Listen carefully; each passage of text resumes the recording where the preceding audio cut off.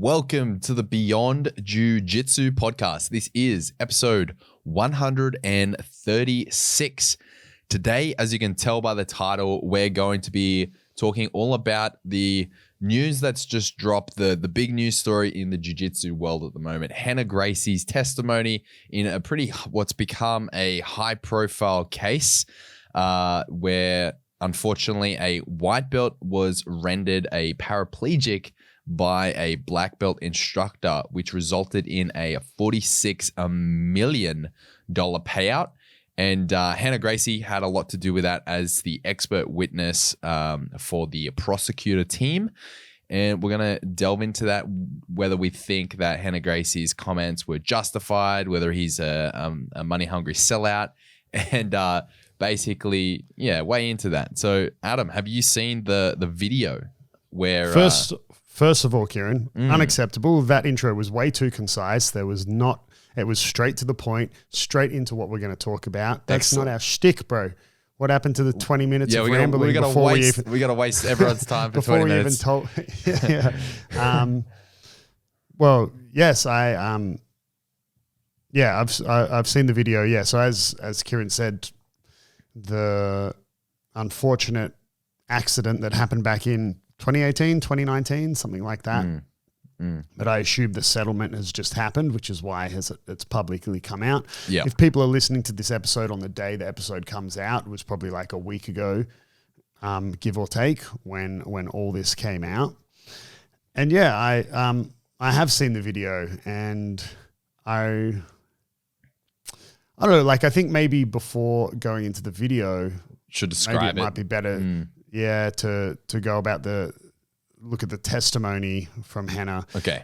So for those that are in the dark and have no idea, or maybe you've just seen it and are not really sure, here's a rundown of the case, what happened, the numbers, the figures, et cetera, et cetera. So basically this case was is in regards to a sparring session, a grappling session between a role, if you will, between a BJJ white belt, Jack Rener, and his BJJ black belt instructor, 2-degree black belt, 2nd-degree black belt, Francisco, and I'm going to butcher the last name. I think it's fuck it, I'm not even going to try. It starts with I.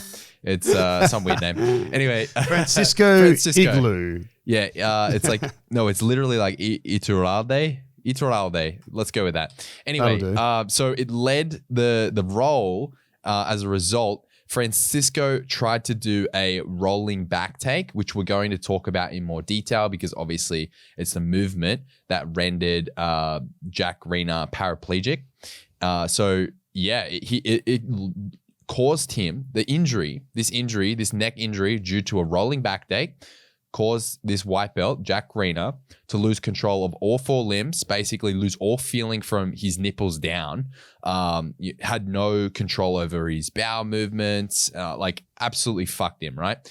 Thankfully, though, since then, his condition has improved, but he still remains a quadriplegic and he has severe and permanent injuries, including limited function of all 4 of his limbs. And as I mentioned, bowel and bladder incontinence and so much more. So even though he has made some recovery, he's completely fucked from it. Now that needs to be pretty clear, and I'm not pulling any punches there. The poor kid's fucked. I think regardless of your opinion of the incident, whether the instructor didn't take appropriate duty of care, whether he did it with malicious intent, whatever it is, obviously it's tragic. No matter how it happens, it's very, very sad to see someone get so severely injured. Yeah. But from my understanding of the case, the instructor has been getting dragged through the dirt big time, and from seeing the video, I don't really think that's fair. The video is from a security camera sort of thing, I guess, in the gym. It's a pretty shitty video, but it doesn't look like anything out of the ordinary of a typical, opponents in turtle. You have your seatbelt and you essentially force their their chin to their chest to force them to roll and take their back. I see the video as just a freak accident, right? A really, really unfortunate freak accident. It doesn't appear, again, I don't know either of these people. I'm just solely going off a really shitty footage video. But if I were the witness called in, I'm not saying, don't get me wrong, like, let me clarify again. I'm not saying that the victim doesn't deserve millions and millions of dollars as a payout. Like, that's why gyms have public liability insurance, right? Like, I'm not saying he doesn't deserve a huge amount of compensation for an injury that he sustained on the mats. But how that injury happened, to me, it just looks like a freak accident. You know, the roll just was a little bit awkward and didn't, kind of go over the shoulder as it should have, was a little bit more over the neck and head, and resulted in the injury. You're bringing up a really good point here, dude. When you first look at the video, and this is my opinion on it, right? I want to delve straight in. We're going to jump around a little bit, but we're going to get to the bottom of it, right? So when I first saw this break and I saw like the facts, we have to mention Rener Gracie. The reason people are slamming him as well and saying that, his comments in the case of bullshit and all this is a few reasons: out of fear and the fact that he was he billed the prosecutor team $126,000 US for his expert witness, which, is not out of the ordinary. And there was an expert witness, which was Hannah's second cousin on the defendants, and which got paid very similar. So Hannah's not the only one that charged money. But basically, the reason I'm preambling with this, when I first saw it, I saw, Rener Gracie, 126,000, all this sort of shit. And I'm like, this is bullshit. This sets a bad precedent. And then, I actually had a look at Rener Gracie's response video. And the video in Rener Gracie's response video to this whole backlash that he's been getting specifically, he shows a version of the video that was shown in court and that they used in court, and it had been edited. The video that they used in court has been edited to highlight things more clearly, because you have, as you mentioned, Adam, two dudes, both in black, no gi attire, shitty security footage, low frame rate. But what they did is they edited it, slowed it down.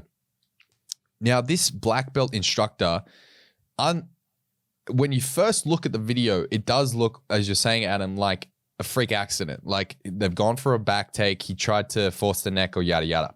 But when you actually look at it and slow it down, he didn't have any control over Jack, the white belt, Jack, his head at all.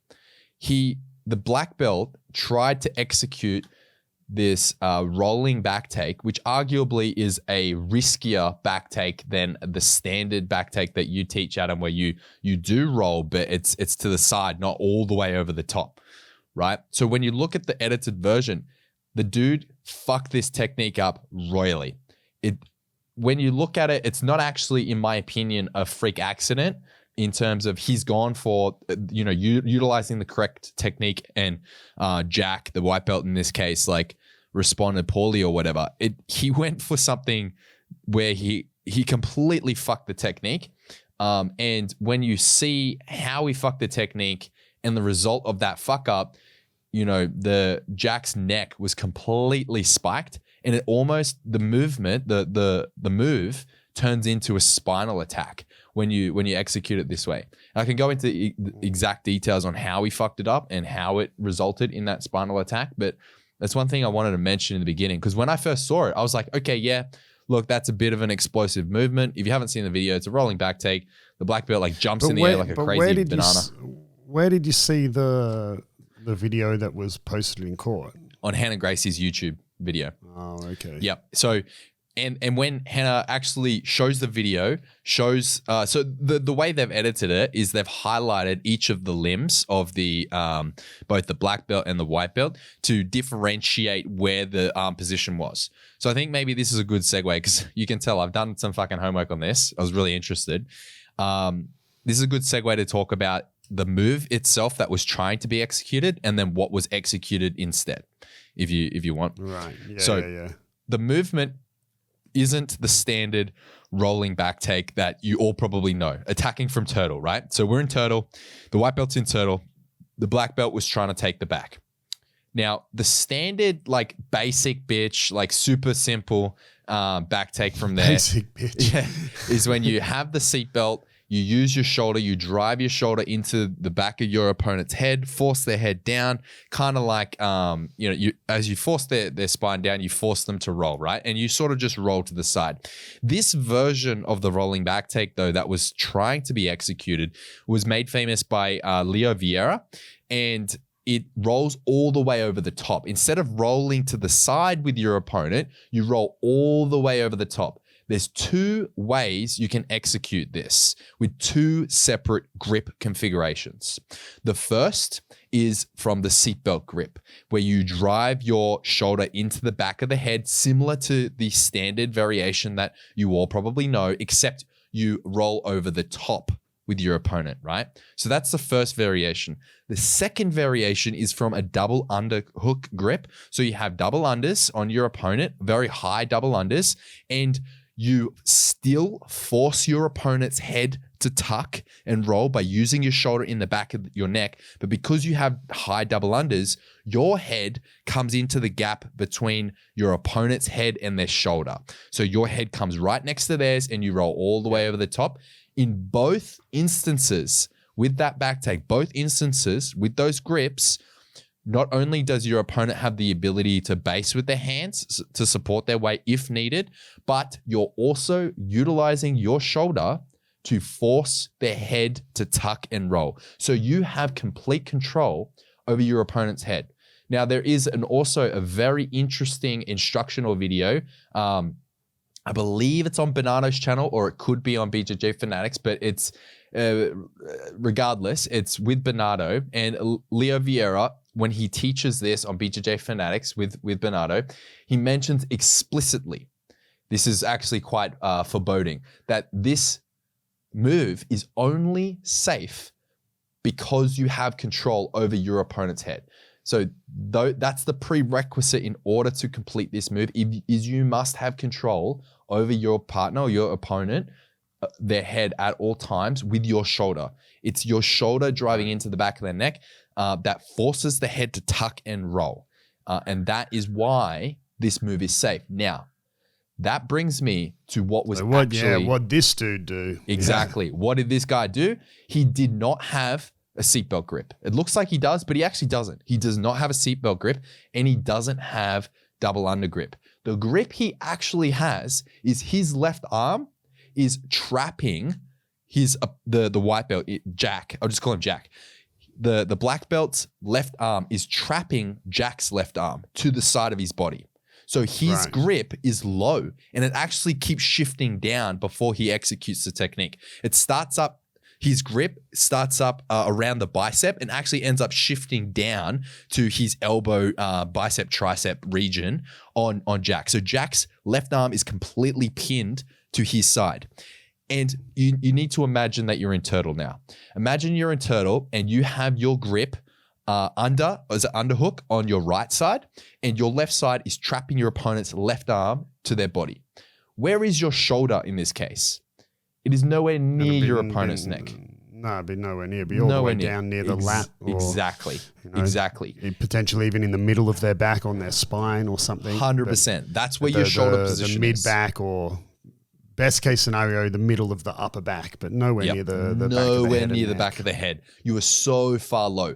Couple this incorrect shoulder position with the fact that the black belt, Francisco, explodes into this roll, tries to launch his entire body weight over the top.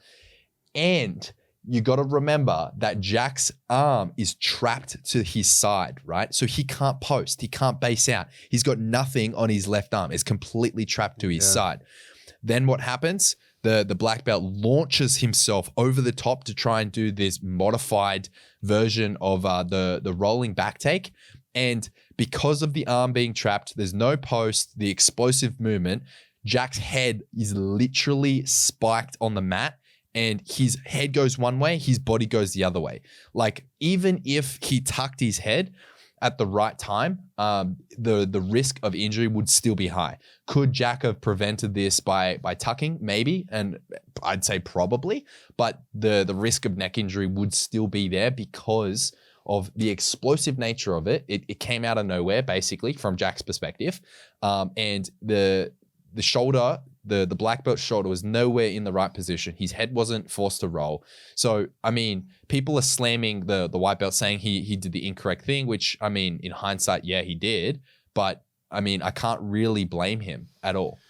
Well, I mean, like, I mean, hearing all that more detailed information still doesn't leave me thinking that the instructor necessarily did it with, malicious intent. No, absolutely not. You don't know. Maybe he's a super nice dude. Maybe he's a prick and he did do it intentionally to hurt someone. I don't know.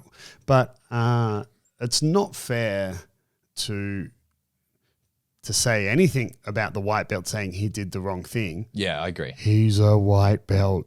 Yeah. I black belts make mistakes, I mean, so to crucify a white belt saying he did the wrong thing, he should have done this, probably, but he's also a white belt, right? Yeah. But then I guess, more experience, more responsibility goes to the black belt. If you're doing techniques that kind of require a specific reaction and you're dependent on getting that specific reaction due to your opponent having a certain level, a skill level or knowledge level, right? If they don't have that, you can't execute that move, right? Exactly. So I always give the example to beginners. If you're trying to play reverse de la Riva and the person on top doesn't know how to engage in reverse de la Riva and sit down into essentially like a Cossack squat sort of position, you can't really play reverse de la Riva. You're not getting the appropriate feedback from your opponent to allow that. The same way that, a grandmaster chess player can't do some crazy complicated set of moves against a scrub because the scrub's not going to move the correct pieces, Yeah. So some more responsibility definitely goes to the instructor for that.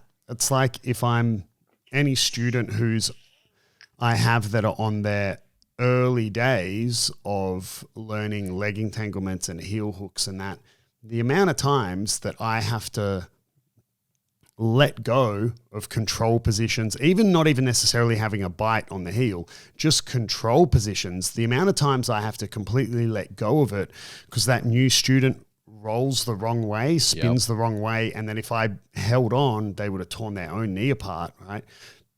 And I put that responsibility on myself, like to look after them. If I had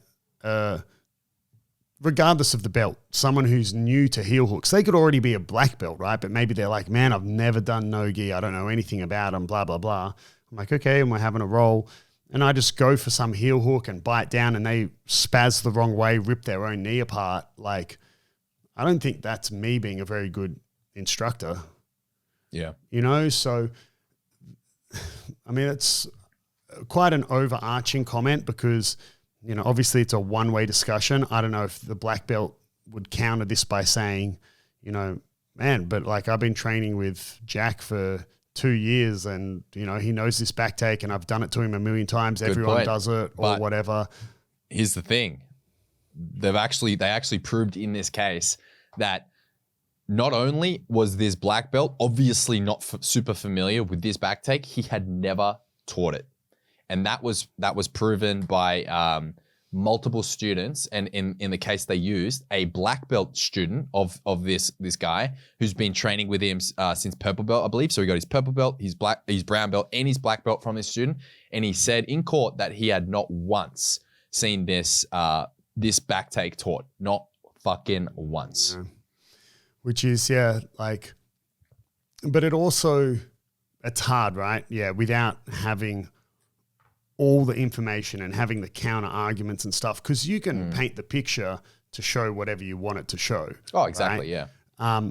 So I'm just trying to sort of make points, but also be the devil's advocate for everyone in the case, right? So there's also, I mean, where do you draw the line, right? So if if you and I are rolling Yep.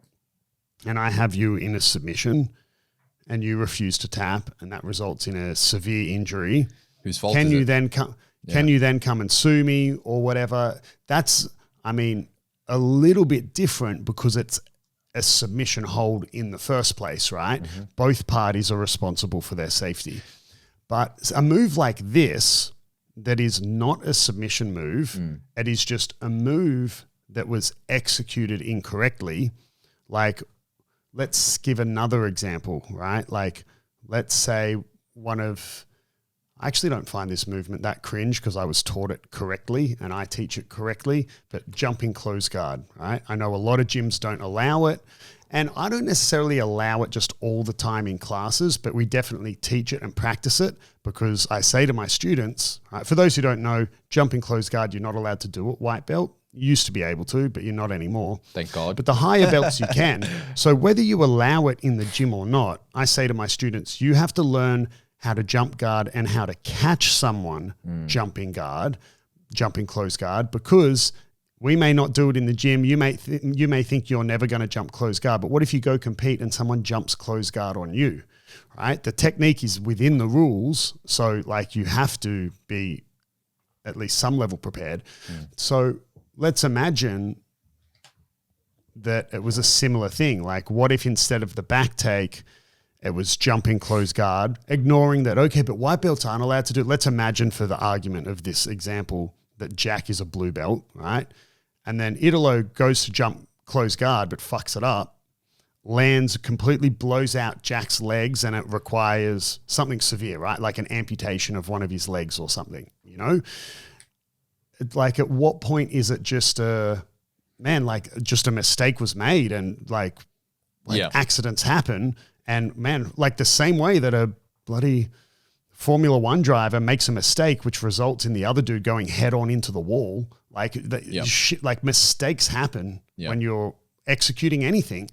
You know, I made a coffee this morning and I fucked it up a little bit, you know, like, and I've, you know, like coffee, you fucking up the coffee didn't result in, you know, you being fucking quadriplegic, right? No, but I've shat my pants already. So, I mean, you know, like, I think you're touching on a really good point though, because you're mentioning the fear response. And this is why I jumped on the bandwagon, right? Against Rener Gracie and all this stuff. And I want to go into at some point some of Rener Gracie's statements during the case that I just don't agree with, which aided to everyone piling onto Rener Gracie hate. But I think you're touching on a really good point, precedent. To be clear, you already hate him because he has Gracie University. Yeah, exactly. Yeah, he's cringe as fuck. He's cringe as fuck already. So have you seen him on Shark Tank, bro? Yeah, oh dude, that was pretty good. His Shark Tank appearance was pretty fucking good. The man's a salesman, okay? I can't figure out if I hate Rener Gracie, if I fucking love him. It's a bit of both at this point. But I like that. His fucking hoodie flip was pretty cool. Anyway, so let's get back to precedent, okay?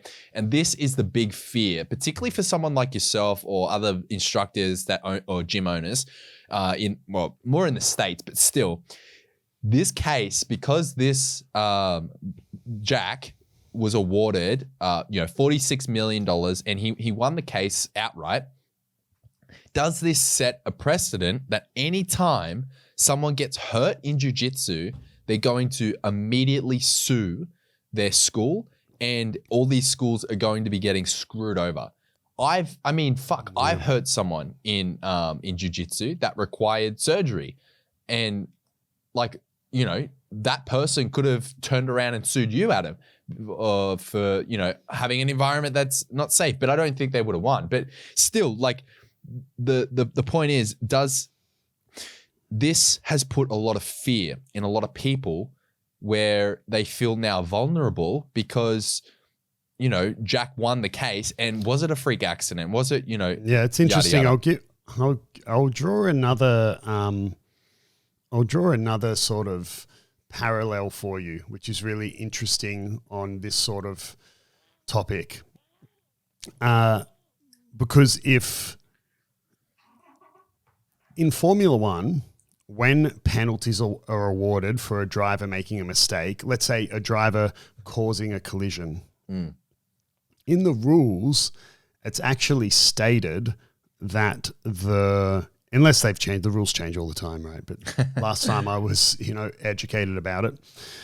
In the rules, that actually states that the severity of the penalty to the driver who made a mistake is like irrelevant to the consequences of the collision, right? So if they cause a collision that just results in the driver getting out of the car, but his car's fucked and being like, oh, God damn it, right? Or that driver then being paralyzed, it doesn't, like the result of the collision, the consequences of the collision have nothing to do with the penalty that's awarded. Okay. So if we take this same rolling back take, like, where is the line? What if it just jacked his neck and he needed like 6 weeks rehab? Like, can you then sue for 46? Obviously not, because the damages, the damages, right, is why the number's so high, right? Yeah. The loss of income, loss of loss of ability his to work, life, and all, really, like, and all that sort of stuff. Yeah.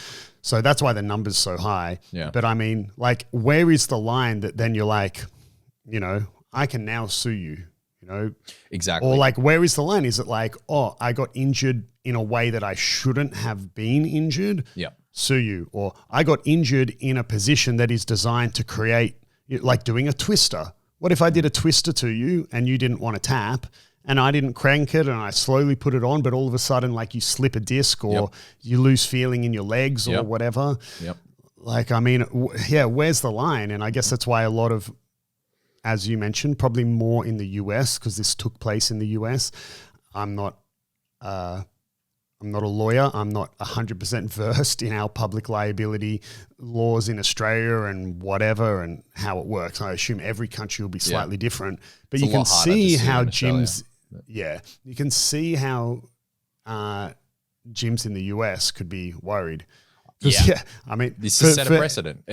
I want to read Hannah's statement on precedent, but I don't agree. I agree with it and I don't agree with it. I think that this case, particularly the way the state's court system works, this has fucking set a precedent, right? To say it hasn't is illogical. It's a high profile case with a huge payout where, the gym, despite the fact that they have these things in place, has found liable. Well, I don't know if before you read that, like in terms of your ability to sue, for any American listeners, I don't know if this is common knowledge, but and I don't know if this is factual either, but it's kind of people outside of America, we're told or we know that you can pretty much sue someone for anything in the States. Like, some of the old stories I've heard is if you're a burglar, a thief, and you're breaking into someone's house and you fuck yourself up on the glass of the window that you smashed climbing through the window, you can sue the homeowner.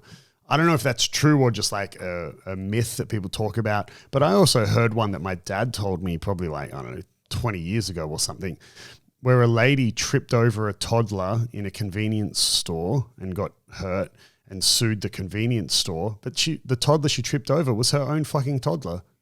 She tripped over her own kid in a store and sued the store owner and won. What? Yeah.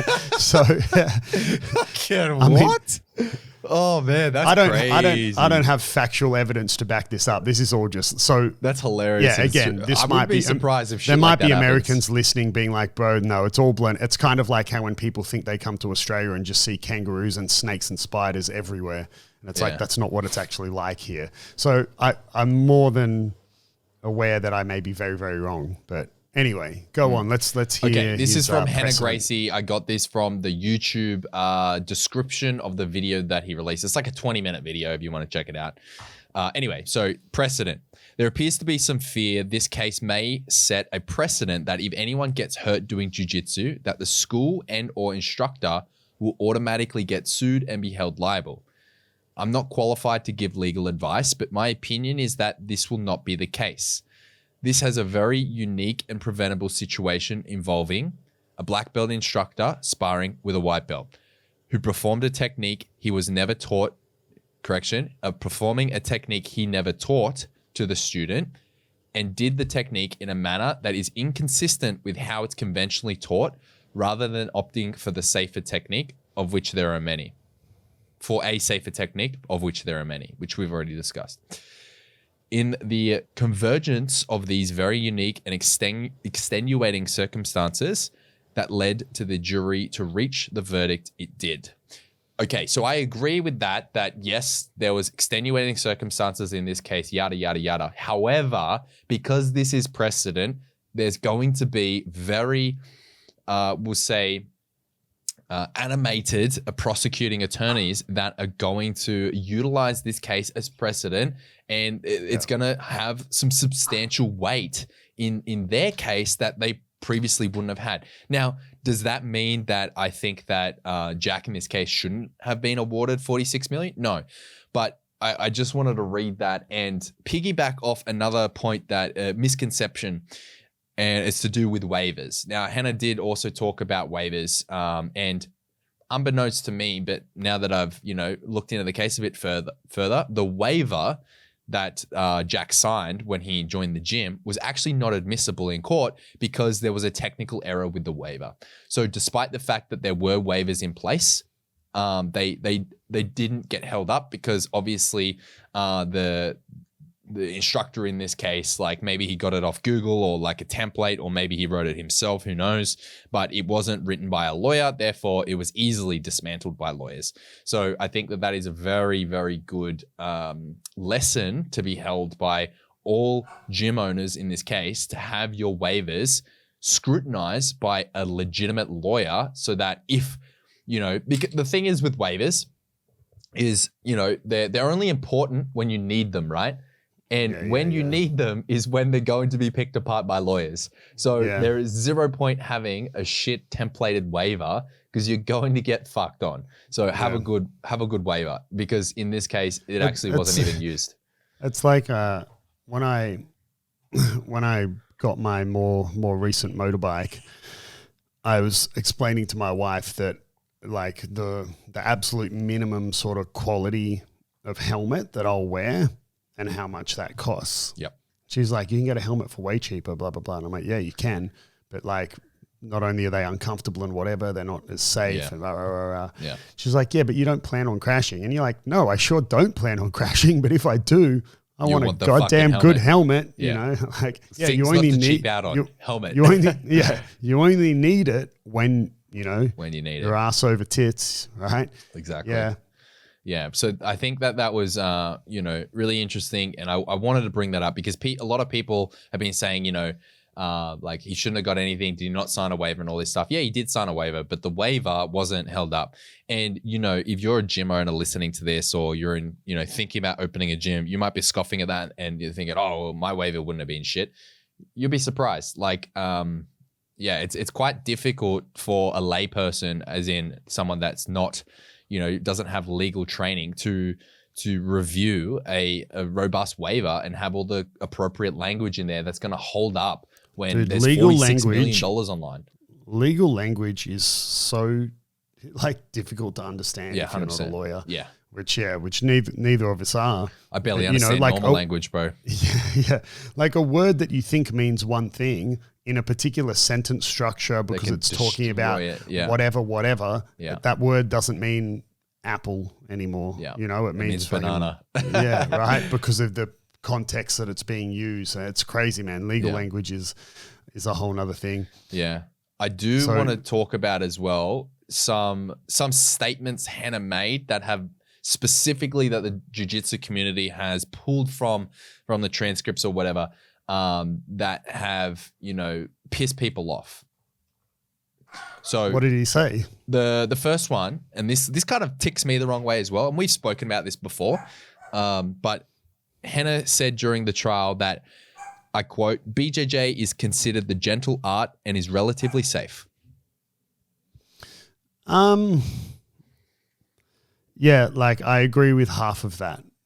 I think, so first of all, the whole BJJ being called the gentle art is blown wildly out of proportion, right? Do you know why? Do you know why it's called the gentle art? Well, have you heard people refer to jiu-jitsu as archi suave? Archi suave.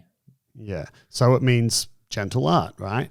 But did I ever and in the grand scheme of things, I was just a foreigner who lived in Brazil for 5 years. I'm not a Brazilian who grew up in Brazil and has trained jiu-jitsu since I was 5 years old.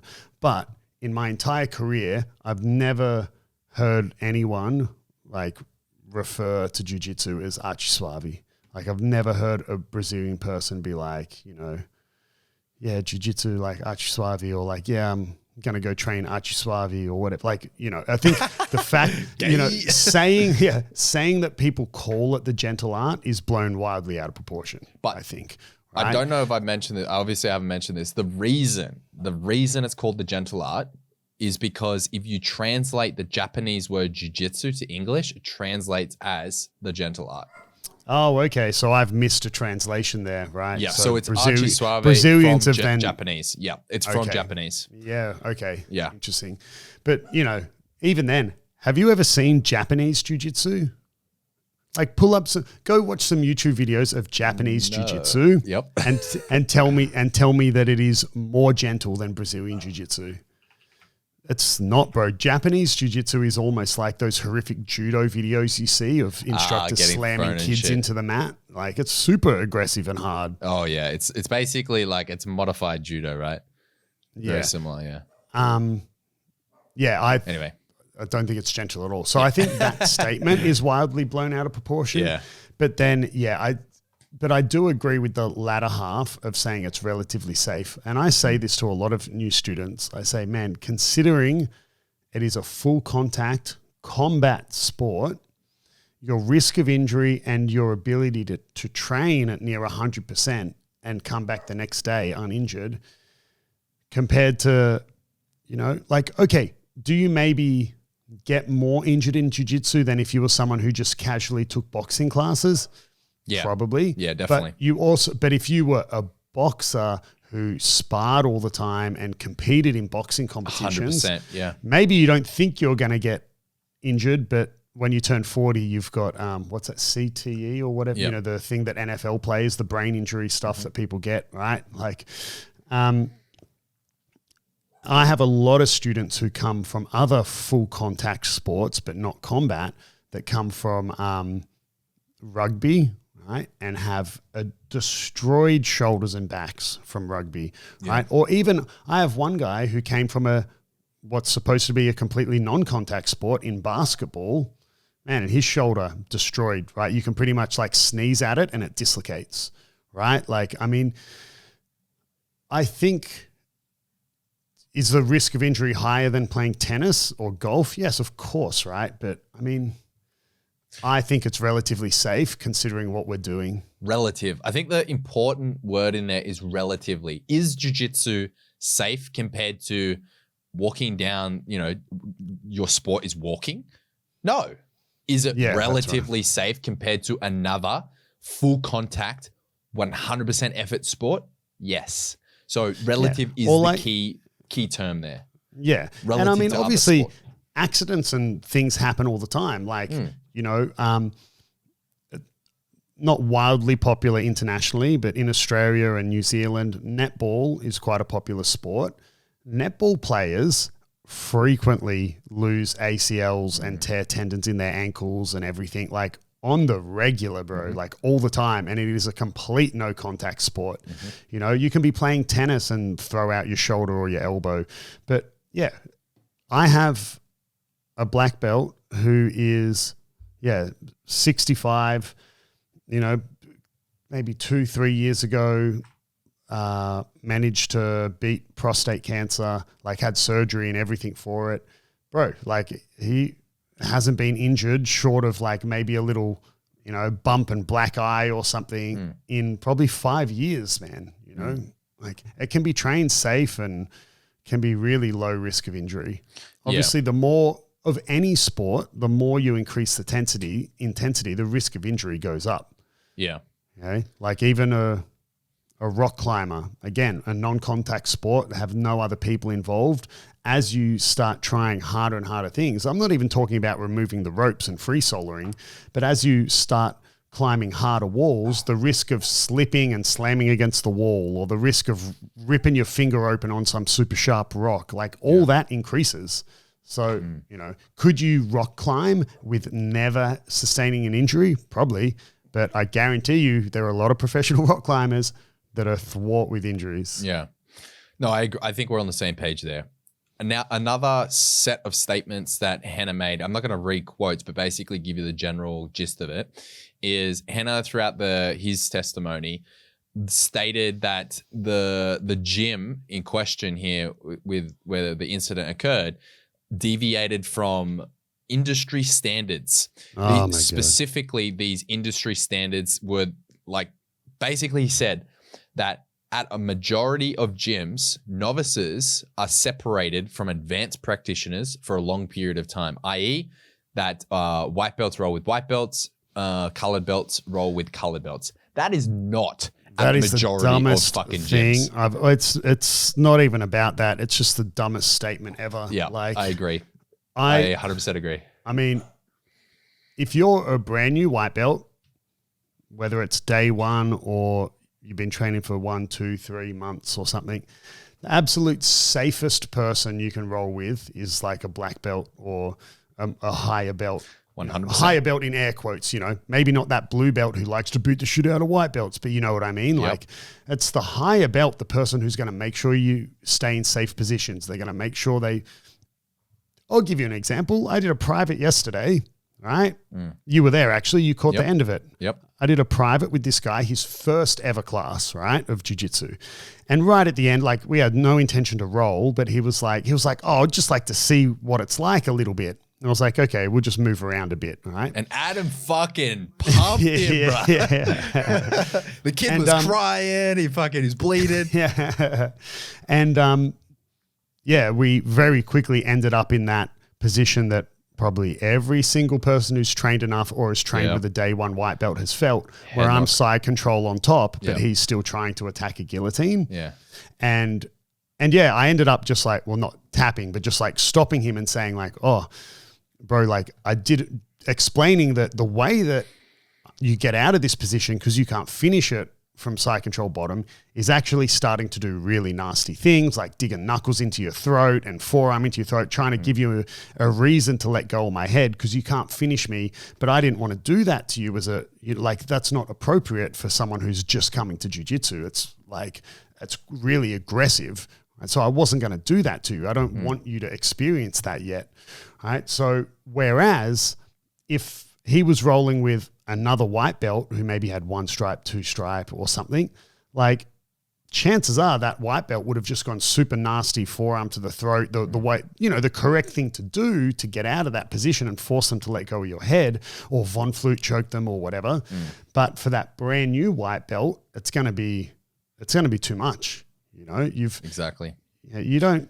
The skill differential isn't great enough for them to be able to control every element of the roll. Like a white belt that has 2 stripes, right? That's been training for 3-4 months, whatever, versus a day one or week one white belt with no stripes. That the more senior white belt does not have enough skills in their arsenal and enough control in their arsenal to be able to control the movement of this day one guy completely and just nullify everything without having to put effort in, right? So whereas a black belt can, with zero effort, with zero force, without forcing anything, can use pure technique and nothing else and dominate the day one white belt by putting zero risk of injury on themselves or the opponent.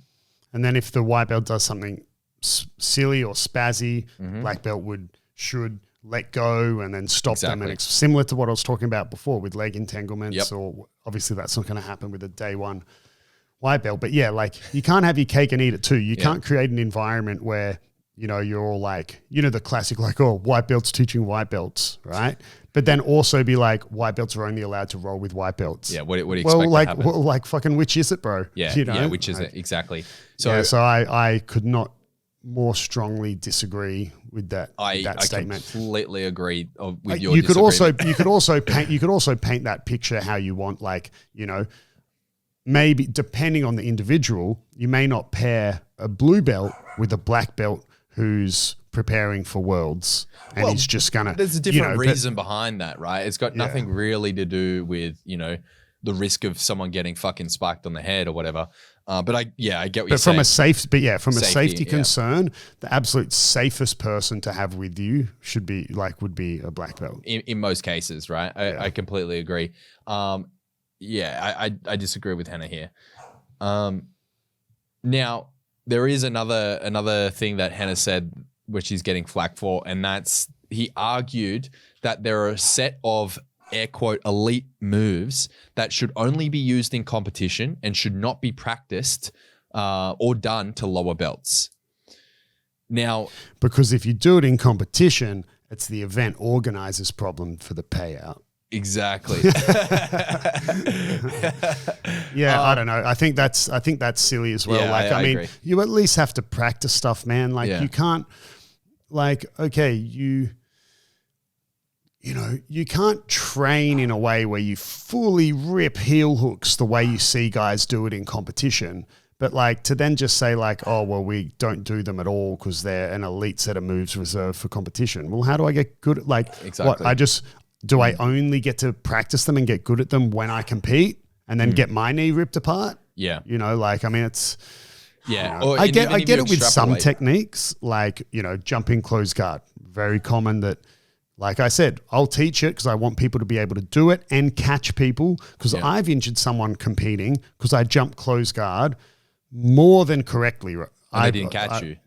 Yeah, not as in I landed flat on my back, but my guard closed in between his nipples and his hips, so high. Yep. For those who don't know, the typical incorrect way of jumping guard is beginners jump really low and land on their opponent's knees and break their leg in half. Smash their knees, yeah.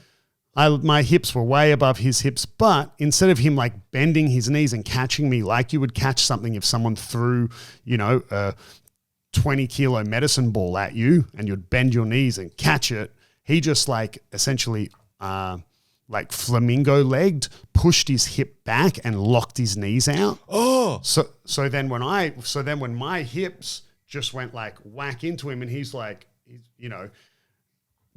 nothing broke or anything, but he just screamed out in pain because his knee got super hyperextended. he just fucking knee-barred himself.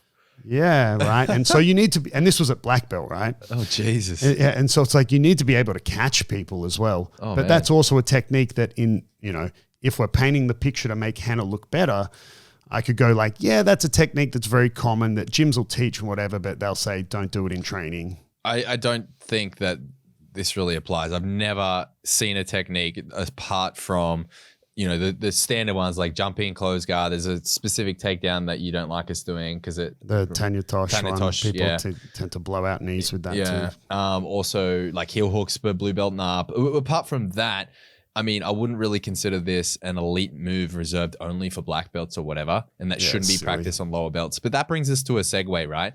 The guy that we're talking about here, and I mean, I don't know how relevant this is, but Jack Rener, he's a white belt, but apparently he has several years of wrestling, and he'd been a white belt for multiple years. So he'd been about a 2-year white belt, a senior white belt, we'll say, on the cusp of blue. And he has a wrestling background, and he has a lot of competition experience. So we're not. And here's the point I wanted to bring up. Actually, I wanted to bring this up earlier, but fuck it. Would you consider that individual this? If we assume that all my information is correct, he's got at least 2 years of wrestling, and he has at least 2 years at white belt, and he has competition, lots of competition under his belt. Would you consider that individual a beginner? No. Let's look at Paul, for example. We got a white belt at the gym who trains so sporadically. Would you consider Paul a beginner? No. He's been training for 3+ years. He's been training longer than me. Yeah, he does. The dude will go a month without training, and then you'll rock up to a competition and he's there registered competing. Yeah. And you're like, what? And then he smokes half the field. Maybe beginner to intermediate or whatever, but yeah. Yeah. I don't see the argument changing if Jack were a blue belt when all this happened. I agree. I agree. In my opinion, of course, the defense would have used that. 100%. The defense, I think, it would have been easier for the defense for sure. I think, but potentially more details will come out, or maybe there won't. Maybe this will be it. I think this is it. I hope yeah. it's not a precedent for multiple gyms getting sued.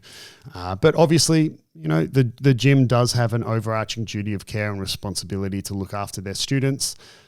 But I don't know, like the kind of angle that I've been taking the whole episode, without being in on the court case, any of these tidbits, you can paint it in any particular way. Yeah. And even if it's painted in a way where the black belt is the most genuine, nice dude, not malicious, he's friendlier than Bernardo Faria and Marcelo Garcia combined and whatever, and yada, yada, yada, Jack still deserves a payout. Like the dude has been severely injured, and that's, Yeah. I mean, really, really I agree sad. to that. And one thing about being an advisor or an expert witness in this case, I can't remember what book I was reading, but I was reading a book a little while ago written by a medical professional that top of their field and started doing these sorts of things, started giving, expert witness for hire in court cases. And what they stopped doing it because despite the fact that you're meant to be an expert witness, you're meant to be neutral and yada, yada, because you're being paid $126,000 in this case by the prosecutor, you're not directly told you have to say this or you have to say that, but it's implied, right? It's implied. Well, they're paying you bills. It's implied. Yeah, I find that weird that you can pay someone money to. Yeah, and a lot of fucking money, right? A lot of money. Yeah. And I mean, like if anything, it should kind of just be that expert witness kind of just gets paid the flat rate the same way the jury just gets paid a particular rate to take time off work, Yeah, but then there'd be no incentive to do it because it is a lot of work, right? Like to be, particularly in medical, maybe not in this case, I don't know. But I guess in medical, it's a lot of work. You can imagine the amount of hours of research and whatever that they would have to do. The reason in this book that I was reading, the reason this doctor stopped doing it is because they couldn't live with themselves, as in morally, because they were being biased. They realized that because they're working so closely with these lawyers and with the victims or whomever, they wanted so much so for them to win because they're friends with them after a while. They've spent all these hours working with them, going back and forward, that all their testimony is completely fucking biased, even if it's, even if their side shouldn't win, and they just found themselves in a really difficult spot. So I just wanted to point that out, that yes, Hannah got paid $126,000. If you think that's excessive, it's irrelevant. But the point is that he got paid a lot of fucking money to give his opinion. Of course, his opinion is going to be painted in one direction. And I already mentioned the outset, his second cousin was the expert witness on the other side. So I'm assuming it was another Gracie on the other side. But I think maybe overall a very sad, sad story that. You wouldn't want to see happen, and you could debate it for forever and ever and ever. Anything that goes to court is essentially two people debating it, but then eventually a decision needs to be made, and and that's that. Hopefully it doesn't result in any negative, overwhelmingly negative publicity for jiu-jitsu. We've got enough problems going on in jiu-jitsu, so But man, so obviously we needed to talk about this episode because it was a bit more current. However, next episode I would like to go over two things: your return from Canada, because people who 2 weeks ago we recorded an episode while Kieran was still in Canada, and then we missed an episode last week because of the transit coming back, and we just couldn't make it happen. This today is our second last domestic recording that we're doing. So when we record next week, it'll be our last recording domestically prior to you going. So to Sweden this time. To Sweden, yeah. So I'd like to talk about your return from Canada and your future trip to Sweden. Yeah. Right. And then from 1:38 onwards, we'll be recording Australia to Sweden. Yeah. Boom. Done. Yeah. Well, I mean that's a wrap for us. Yeah, I agree. Case very sad. There's two sides to the story. And I think that despite all the memes and everything like that, I think Rener wasn't being, he obviously is a little bit biased, but he made some fucking good points. I disagree with some of the things he's saying, but I also really agree with other things he's saying. So if you're in the camp of, just hating on Rener like I was, go listen to Rener's like take on it. And I think that, and so now you're back to just hating him for Gracie University online. Yeah, 100%. I'll never not hate him for that. Yeah. Despite the fact he's fucking Shark Tank hoodie flip is funny. He's got a new one now. He's got a new product. It's called the Sleeper Hold. His sales pitch is brilliant on that as well. I don't even want to. He's such a fucking salesman. It's so good. I have to say what the Sleeper Hold is. The Sleeper Hold is a so on planes when you go to sleep, right, your head drops forward. So he's got this stupid thing. It's literally just a buckle that goes around your forehead and buckles your head into the seat, and then has. They're not new. Yeah, he's just marketing it. It's all it is. Like the hoodie thing is also not new. Yeah. Like, he's got his specific pattern design, but people have been making those flip hoodies for fucking forever, man. He's just marketed really well. Go YouTube it if you guys want some cringe in your life. Guys, thanks so much for listening. A bit of a sadder episode, but on to brighter and better things next week. As always, you can catch us on Instagram, send us through any messages or whatever. I don't know if you saw, Kieran, we had a message from someone being like, hey, I just listened to your like healthy treats episode. Send me the recipe for the overnight oats. So you guys always reach out if you ever want to have a chat or whatnot. Or get recipes. Yeah, otherwise, we'll get recipes. Thanks for listening, and we will catch you next time.